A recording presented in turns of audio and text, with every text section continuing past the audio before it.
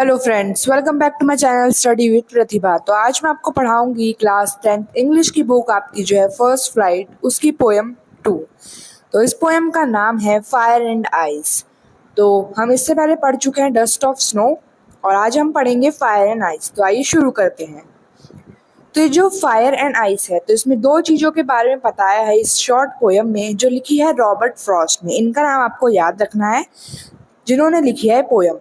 तो इस पोएम का नाम आप जान ही चुके हैं, फायर एंड आइस। और पोएट इसमें बताते हैं कि हमारी जो अर्थ है, जो वर्ल्ड है, दुनिया, वो दो तरीकों से उसका अंत हो सकता है। ये उन्होंने प्रिडिक्शन करी है, मतलब ऐसी संभावना उन्होंने जताई है। या तो ऐसा होगा कि एक दिन हमारी जो दुनिया है वो एक आग में ख़त्म हो जाएगी, और कुछ लोग कहते हैं कि ऐसा होगा कि वो एक बर्फ़ के उसमें जम जाएगी, इसलिए वो ख़त्म हो जाएगी। तब देखते हैं कि एक पोएट के अनुसार वो क्या कहते हैं।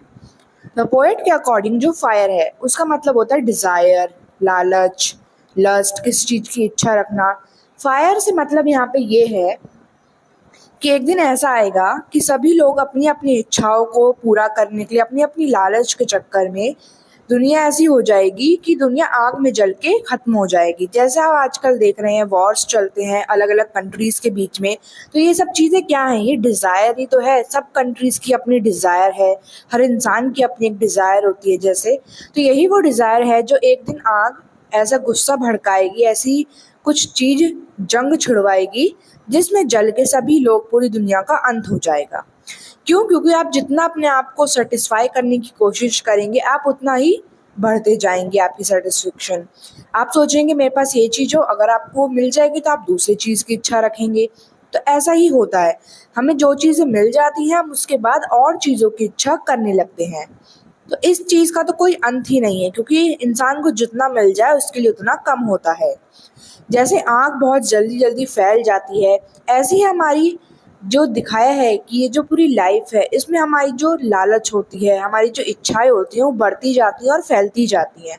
हमें जितना मिल जाता है हमें वो उतनी चीज़ें कम ही लगती हैं। क्यों? क्योंकि जैसे जैसे इंसान की इच्छाएं पूरी होती रहती हैं तो अपने आप में ही सेल्फिश बनने लगता है, अपने बारे में सोचने लगता है, और कुछ टाइम बाद वो ऐसा क्रूल भी हो जाता है, मतलब हिंसक हो जाता है। दूसरों के प्रति उसके अंदर दया भाव भी नहीं बचते हैं। तो ये हो सकता है कि इस तरीके से हमारी धरती का अंत हो, और शायद हम इंसानों का भी।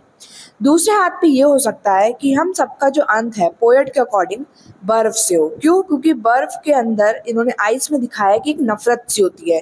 वो कुछ कहती तो नहीं है, लेकिन अंदर ही अंदर उसके अंदर नफरत पल रही होती है। ऐसे कुछ लोग भी होते हैं जो कोल्डनेस दिखाते हैं और सामने वाले के प्रति कोई रिएक्शन नहीं रखते।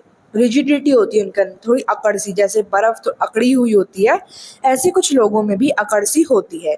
तो ये यहाँ पे जो पोएट हैं वो इंसान की लाइफ और साथ ही साथ हमारे जो दुनिया है उसका अंत कैसे होगा उससे ये उसे कनेक्ट कर रहे हैं। पोएट आई कहते हैं कि जब इंसान थोड़ा कोल्ड सा होने लगता है, थोड़ा रिजिडिटी सा, मतलब आपको कह सकते हैं थोड़ी अकड़न महसूस करता है कि नहीं, थोड़ा एटीट्यूड रखता है, ऐसे टाइप के लोग जो होते हैं, तो वो लोग जो होते हैं इनसेंसिटिव होते हैं। आप एक तरीके से कह सकते हैं उनके अंदर दूसरों के प्रति फीलिंग्स नहीं होते, वो सिर्फ अपने बारे में सोचते हैं और अपना ही भला चाहते हैं। पोएट आगे कहते हैं कि चाहे आग हो या फिर ये बर्फ, आइस हो, ये दोनों ही समय के साथ बढ़ते जाएंगे और अपनी स्पीड पकड़ते जाएंगे। क्यों? क्योंकि दुनिया का अंत तो इन्हीं दो तरीकों से होना है, या तो आग में जल के या फिर बर्फ में जम के। तो ये आपकी पोयम है, और पोएट ने या इसको, आपको जो पोयम है इसे कनेक्ट करके बताया है आपकी लाइफ से भी और साथ ही साथ वर्ल्ड से भी, किस तरीके से दुनिया का अंत हो सकता है। पोएट कहते हैं कि शायद दुनिया या तो आग में जल के ख़त्म हो जाएगी या फिर बर्फ़ में जम के। आग में जल के ख़त्म होगी तो या तो लोगों की लालच होगी, उसके पीछे उनकी इच्छाएं होंगी जिसके प्रति वो उसको पूरा करने के चक्कर में दूसरे लोगों को जो कमज़ोर है उन्हें दबाते जाएंगे।